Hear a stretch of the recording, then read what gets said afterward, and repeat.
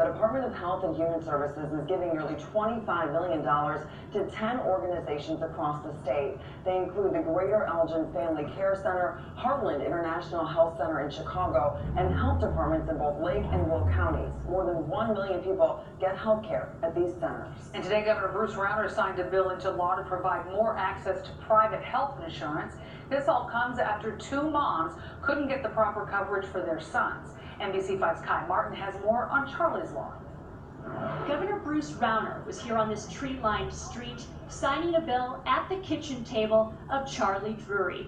He's a 12-year-old who suffered debilitating mental illness after a case of strep throat. Was never the same child. Every day he grew farther away from us. He developed extreme OCD, anxiety. He became anorexic because he was scared of food. He was hallucinating.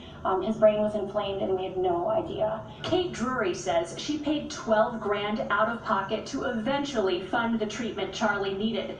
But she started thinking about other Illinois families who may not have that ability. She joined up with Wendy, a mom whose children suffered similar mental illness after an infection.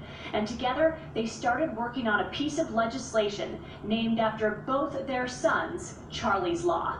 Not only will it affect the families, but it will encourage the doctors to learn more about PANDAS and PANS so that they can treat it more expeditiously and give these kids what they need. Tom Koch and his 3 boys, we sat around his table, told him the story 4 years ago. Tom sat back and said, "This is heartbreaking, let's do this." This is going to make an impact on lives throughout our state. And the goal is to get this throughout the country.